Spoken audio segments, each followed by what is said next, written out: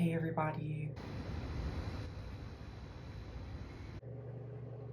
I've been seeing people making videos with the mid-year freakout tag. I can already say my reading this year has definitely, caught kind of a little bit of a drop off. I moved and been having some just big transitional moments. It makes sense that my reading has slowed down a bit. Things are definitely settling, so I am returning to reading, and I think the mid-year freakout tag is really excellent for realizing actually how many books I've read versus how many books I think I've read. The beginning of the year, I was pretty ambitious, and I set my reading goal for 100 books. Right now I'm at 17. I really think I know, aside from life stuff, I think that I really know which book complicated my reading. I tried to start reading Moby Dick, and I got maybe 30% of the way through, and it just slowed down my reading so much. It's not that I was not enjoying the book. I just think that, in terms of pacing, it's not really a book to throw in for, I'm gonna read 100 books this year. Yeah, I think that we can get started with the questions. Number one, for the best book I've read this year is going to be Wetlands by Charlotte Roche, or Roche. It came out in 2008, and I don't remember how I came across it. It probably was just some suggested book on Storygraph. Wetlands was off the chain. It's one of those books that would probably, like, I don't know, scare a normal mom. Since, like, it's not inherently disgusting, but, like, oh my gosh, he's gonna knock things down. It's really irreverent. I think it challenges a lot of our, like, notions about, like, what is disgusting about the human body, and if it actually really is, quote unquote disgusting, if those are things that just happen to us all. Like, we might think that we're, very accepting of our bodies, but then this main character that we follow, she does things and is so, proud and nonchalant of, like, what she does with her own body. I thought it was, like, hilarious, and, like, I don't normally, like, laugh at books while I'm reading, but this one just, like, had me, like, giggling every, 5 or 10 pages. I was just like, what actually are you doing? I would really recommend giving that one a shot. Number two, best sequel I've read this year is gonna be None, because I haven't actually read a sequel. Last year was funny because I accidentally kept reading sequels to books that I didn't even realize were the sequels, and I was like, what is going on? Like, all these characters, like, know each other so well. Like, why haven't we had any, like, exposition of, like, characters meeting each other? They're just like, hey, best friend, like, I already know everything about you. So I haven't read a sequel this year. Okay, let's go to number three. I would definitely like to read Martyr by Kaveh Akbar. And I own a copy of that, physical copy, so that's on my shelf, ready to go whenever I am. And I think that, yeah, I'm very excited to see how these themes and topics are interwoven. I don't know too much about, besides what's on the jacket of the book. But, you know, I think the interplay of like creative generation, exploring one's like one's family history and like struggles with addiction. I'm definitely pretty excited to read that. And then another book that I'd like to read, since I've read her collection of short stories many years ago, is All Fours by Miranda July. So I think that'll just be fun to read, and you know, at least her short stories were you know, quirky enough that I think I read that book just like straight through on a flight many years ago when I read it. And yeah, let's move on to 4. So I had no idea until today that this was a book that was coming out in October, or actually I think November, excuse me, end of November. It's The City and Its Uncertain Walls by Haruki Murakami. I was fairly, and you know, probably still to an extent, obsessed with all of his books. The first one I started with was The Wind-Up Bird Chronicle, I think when I was my last year of high school, and it just kind of rabbit hole from there. I was kind of just any of his books I would just read incredibly fast, and was very like kind of enamored. And I haven't, since I just found out about today, the little blurb that I saw was that it's going to be expanded from a short story. So we'll move on to 5. I didn't really have any disappointments this year so far, which I think is similar to what I talked about at the beginning of the video, is that I have been a little bit more discerning about what books I pick up. Yeah, nothing is incredibly jumping out to me as a disappointment. Okay, move on to 6. My biggest reading surprise this year, I think, was Earthlings by Sayaka Murata.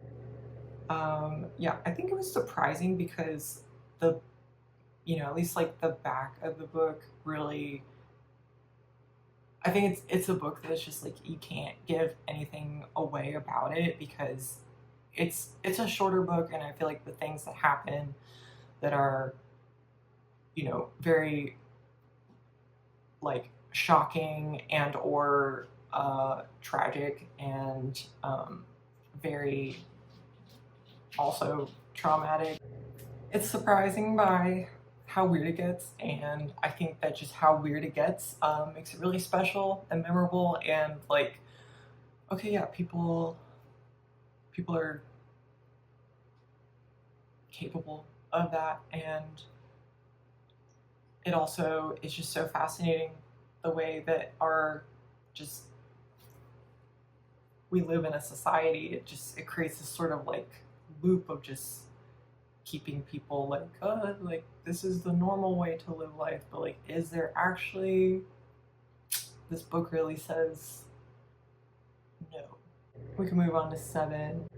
My favorite new author. I don't think this was a debut novel that I read, and it was People Collide by Isle McElroy. I just thought that this book was really special, unique.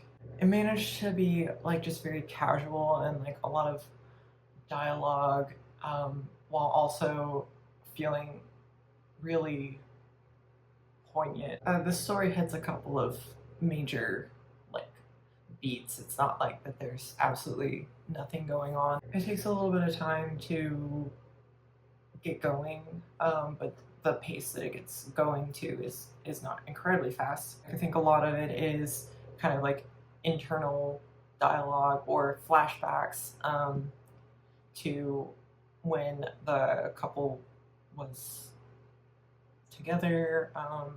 I'm deciding that this is like maybe my new favorite author because the premise was just felt really like refreshing and new, and dealt with relationships and intimacy and gender and family and travel and, you know, politics also in a sense.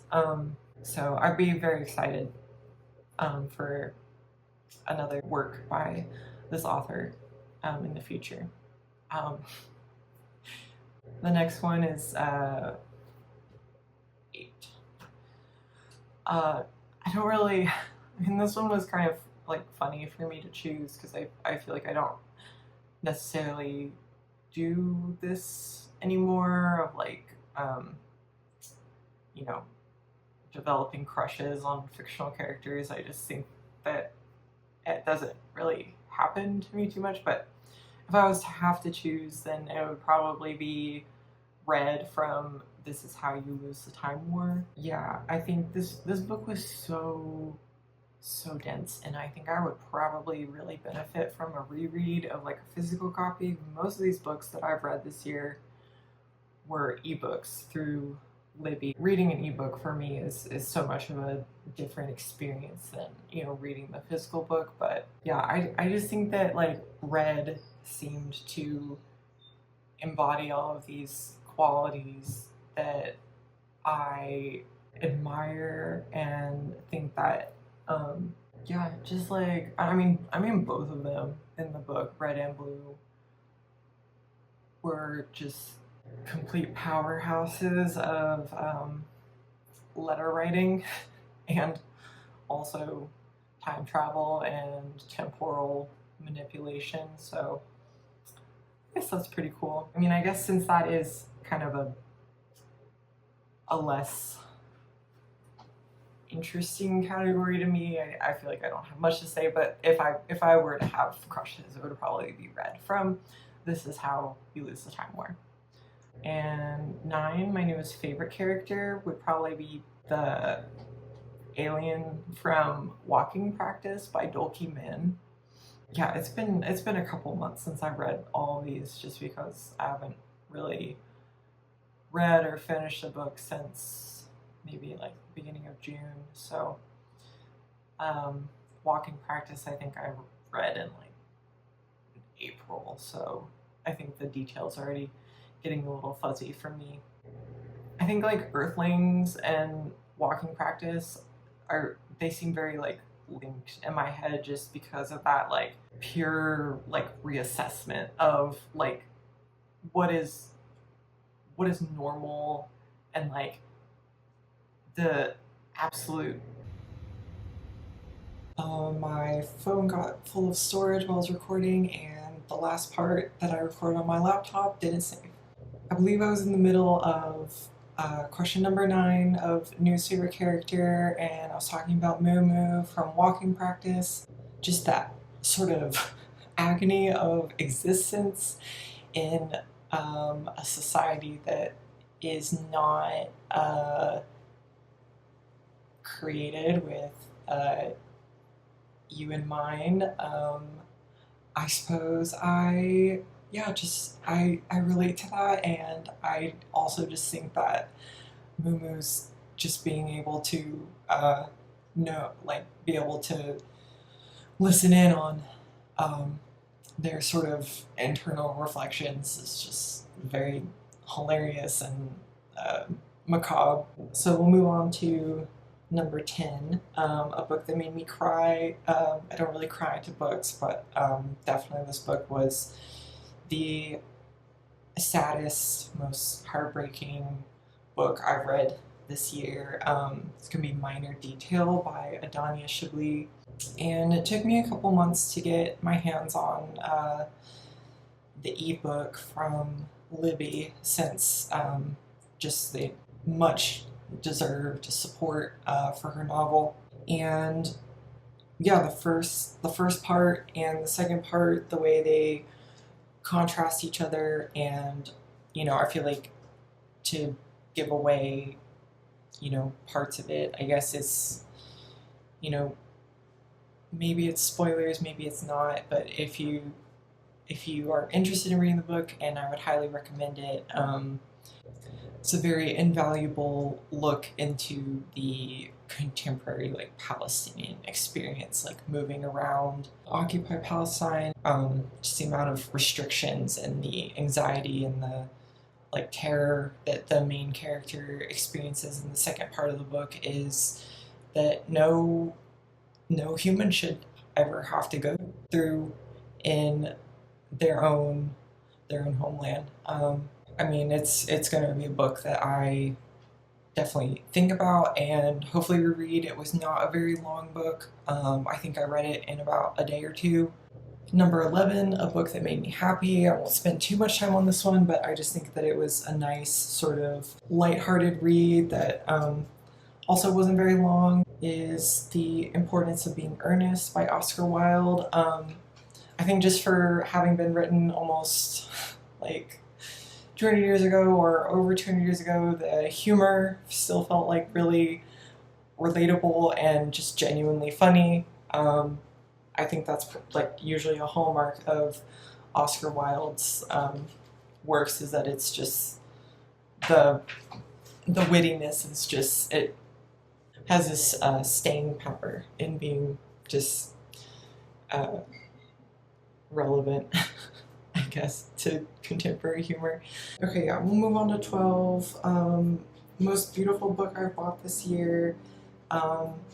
Not to roast the books that I've bought this year, but I don't think I've really bought like a quote-unquote beautiful book. Nothing that's like specially bound or not really any particularly like astonishing illustrations on the books. I do have a book that I just enjoy its cover design. It is going to be Martyr. I just appreciate the layout. I feel like it is like it's minimal. I feel like it's balanced, but it also has like, I think just the way the type, the font they selected and the illustration, it makes it not feel like minimally sparse. 13, books that I need to read by the end of the year. I'm gonna say that those are books that I'm still interested in finishing from last year that I, for one reason or another, didn't finish. And I think not necessarily because that I was, you know, on the path to DNFing them. I think probably just a shinier book appeared and I started reading it. But I think just a book that comes to mind when I have books that I need to finish are definitely Breast and Eggs by Mieko Kawakami. I was really enjoying that book. I was kind of doing a split read of the physical copybook, which I have, and the audiobook. And I think I'll just finish it with my actual copy, because whenever I listen to audiobooks, I always think, where are the subtitles? And the subtitles are a book. So I just will probably try to finish that once I get through a couple books that I'm a little bit more excited about.